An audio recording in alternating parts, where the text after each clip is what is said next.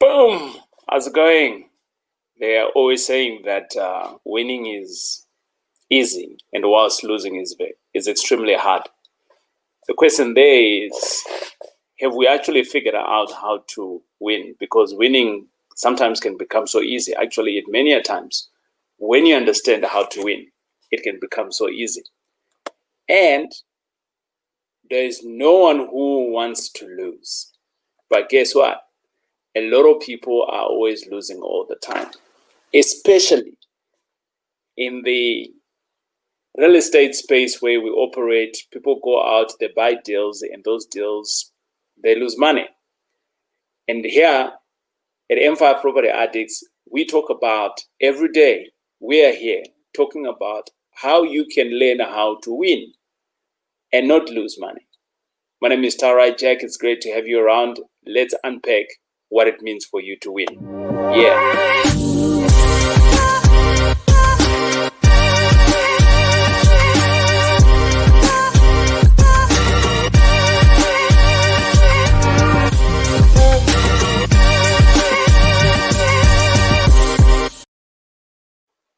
So I didn't just start off by winning. Back in the days, I want to tell you guys a real life story. I remember back in the days, I used to look at real estate, and I would think that only rich people can actually afford to buy real estate because it's for the elite. That's what I used to think. If you've got more money, people will, you can go out and buy properties. But actually, real estate property is for everyone. Anyone can do it if you want to. That is right. And I remember back in the days, my wife and I, we went out and we bought our first property together. And on that first property that we bought, literally, if I look at it, right, we didn't know a whole lot of things. There was a lot of things that we didn't know, and we just thought it was a house. And we got the estate agent. Estate agent said, do you have upon the originator is going to process the paperwork for you. And we went on, she processed the paperwork for us, and then boom, we moved in. There was no scientific ideas. We didn't calculate to see whether this makes sense for us or whatnot. We didn't even, both of us didn't even know how much we were qualifying for that time. Actually, the estate agent is the one that alerted us to the fact that how much do you qualify? And and at one point, I think we were looking for houses that were like half the prices of what we could afford. But the houses that we actually wanted to stay in was a little bit higher. So we ended up bumping up for some reason. But anyway, I love the house that we're in. Fast forward later, we bought a few other properties in between. Eventually, we bought a farm. And when I bought the farm, and I think this is where my conversation is going to be, because I'm just talking about winning is easy and losing is so hard. And it is hard if you don't know what you're doing. And I want to speak to it in the context of student accommodation, because Rita is going to be having a class, a live class, where she's going to be teaching student accommodation. That course generally costs around about 6,000. She's doing it for 1,997. And you still also get an opportunity to be with her in the live class for 3 nights, right? And over and above that, you get access to other investors. You get access to other people that are doing this. Over and above that, you get access to having support. But I want to speak to you guys about the farm that I bought, right? So this farm, I bought it for just below, I think it was just above 2 million, somewhere there when we bought it. Humongous farm. And we were buying it for business, right? We didn't buy it to go and stay there.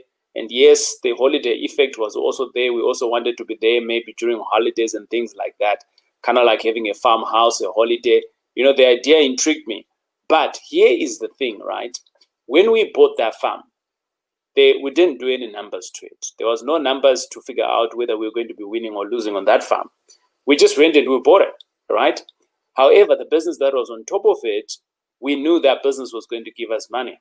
But we didn't even plan it in correlation of the actual property that we've got if the business doesn't work out, right? And that's the same thing about when you're doing student accommodation. You're not just buying a house or you're just buying a property. You're not. You need to be working out. It's a numbers game. You need to be working out from a numbers game. The property that I'm buying, is it legible for me to actually have the business that I want to do? Hey, by the way, student accommodation, it is a business. So If you don't understand that business and you go and buy a house, maybe it's not the right house, right? So for a long time, I was looking out for the farm, and they were telling me that in some areas chickens don't, they don't grow very well. And I used to ask the question why, and they would say, it's not just the right area and things like that, and the transportation, and all of those things. And I want to give a correlation into student accommodation. So student accommodation is not just, you don't just wake up and you go and buy a property. It has to be fit for student accommodation. Can I buy a 2-bed, 1-bath? Oh yeah, you can. But where is it? How far is it from the place in the institution of learning? And what kind of students are you going to have there? So there's a lot of things that you need to be considering. And if you're becoming a landlord, a lot of people actually don't. I think women understand this more than men, right? If you got kids in your property, 100%, you need to be knowing what they like. What is it that you're giving them, And if you're going to be creating some form of a culture, what kind of a culture are you going to be creating in there? Are they going to have chores? No, they're not supposed to have chores. Oh, really? Okay. But they're just as good as being at home. So what am I trying to say here? Number one, it is so easy to win in student accommodation. The returns always on the plus 20 plus, and we all get shocked. Or all of us, we all want to be in there, right? Yeah, there is good money, no doubt. There is good money. Is there work in it? Oh yeah, there is work. Can you put processes behind that work? Yes, you can. You can put processes so that you ensure that every day everything happens. So when you got students on your place, so bearing in mind that they're not there on a holiday, so we're not so sure what's going to happen. Today are they having breakfast, or today are they sleeping in? What's going to happen? When you got students, you know exactly what's going to happen. Every day they wake up, they bath, they go to school. Is it? It's a routine. Okay, so what needs to happen when they are away from school? Can someone clean whilst they are away from school? What about those that lock their rooms? Do they clean for themselves, or do you have spare keys to clean? Is there a caretaker that's allowed to do that, a house mommy? So you can put a process behind it. So that's the morning process, right? In the afternoon, when they come back, what happens? What do they do? So they've been consuming a whole lot of information. Now they come through to your house. What can they do? What form of entertainment do you have? Because if you don't provide entertainment, they're going to start entertaining themselves. 100%. Okay. Yeah. It's just the reality, right? You've been a student yourself. You've been a kid before. So where there was no entertainment, what did you do? Right? So you need to provide the entertainment. So where it allows, maybe you need to have a basketball court, half a court, or something like that. Am I being Lani? Okay, fine. Maybe you need to have chess boards, or maybe I'm still being too Lani. Okay, maybe, I don't know. DSTV is now super expensive. But besides, DSTV is not as the way I understood it now. My son said to me, "No, DSTV dead. Nah, there's nothing interesting there. We need to subscribe to what? We just recently subscribed to something for 160 rand, I think it was, and everything is being streamed. I've forgotten what it's called. If you guys know what it is, just drop me in the comments there. It's because I don't consume a lot of TV, and that's why I don't know. But I've started consuming here and there educational stuff. So it's entertaining but educational as well. Netflix, he said. Yeah, Netflix. So we recently started watching some Netflix at the beginning of the year. So can you do Netflix for the kids where you are? You can. It's 160 rand. It's part of entertainment. Can you do a small soccer pitch? Can you understand? So there's a bit of it. But look, if I'm thinking of all of this, and I don't even manage student accommodation 100% of my time, imagine what you can get from someone like Rita, because she does this every day. She knows how to manage these kids in a precision manner, day in, day out. Okay? What happens to electricity? What happens to electricity? Do they buy their own electricity? Do you pay for it? I don't know. You know, you need, this is some of the things that you need to figure out. But the whole point of having the student accommodation or attending the class is that you don't go and figure stuff out, right? We've already done the figuring out. We're going to give you a recipe. Hey, this is the recipe that works. You take that recipe, you go into your neighborhood, and you tweak the recipe.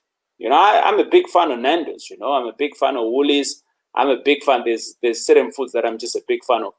And my wife, she's a great cook, but we've tried to hook up the Nando's recipe and the sauces and all of those things. I've even tried to hook up Woolies and put in Nando's sauce in it. It tastes a little bit close, but it ain't Nando's, right? But the taste is very close, right? And it's still satisfactory. So here's the thing that I'm talking about. You can get a recipe from anyone, and you can go and make it work. And the good thing about this is that there's a support group on Facebook. There's student accommodation landlords, and you can jump on there. You actually don't need to pay for anything. It's free. Jump on it. Start participating in it. So winning is easy. You just need to have the recipe. You just need to know who's doing it, who can I copy from, and from copying, where can you paste it? So you copy maybe in, I don't know, KZN, Bloom, Limpopo. Anyway, it doesn't matter where you are. The whole thing about students is that it's all the same. You can implement it all the same, right? But obviously your clientele might be a little bit different. So you might want to zhuzh it up a little bit. You know, what do I mean by that? Maybe the look and feel could be different from one student accommodation to the next. We all buy clothes. The look and feel of all the shops, they kind of like, you know, they sell the same things, clothes. The quality is different, right? And if you jump into one shop, it's laid out differently from the next, The lighting is different, but they're all clothes at the end of the day, right? And that's what it's all about. Creating a service, understanding the fundamental of the service that you're wanting to create. And then thereafter, how best can you tweak it to personalize it? How can you personalize it for you? And if you want to take the M5 way, hey, come on, you can do that. There's no harm in the M5 way. The M5 way is the way, right? The M5 way is the way to success. Yeah, I said it. You can tell them that TJ said so. There is the M5 way, right? So the thing is that once there is a recipe that is out there, for me, that's what I do. That's why I read a lot of books. That's why I go out there and I attend seminars. That's why I go there and I listen to other people who are doing greater things than I am doing. Because it just gives me the ability to learn. And if you learn, I come back home and I implement the same. And then boom, there I'm winning. I'm not the first guy to have written a book. You all know that I wrote a book. By the way, if you don't know that I've written my book, I did write a book. It's called From Bed Debt to Property Mogul. And that book is freely available to you. Freely available. But it's only available between now and the 15th of December. Thereafter, I bump it up back again to 257. So with all of that, you know, like, I'm not the first person to write books. There's like millions and millions of books that have been written out there. But what did I do? I mastered the art of writing a book. And out of that, I then figured out, okay, this is what you can do. I got a coach who's an author. And I got a coach who was helping me to write it. And then I got a copywriter who was able to help me in command my English writing skill. And all of that, I worked with them for a couple of months to get it right. And then eventually the book was ready, and boom, it went out. And now it's selling. Now you can enjoy it. What did I do there? I went out and I studied the recipe. You can't win without knowing the recipe. And that's why winning is so easy. Understand the recipe, understand the process. If you have those two things pinned down, you're going to make money. In whatever business it is, it's not even about property alone, in whatever business it is, right?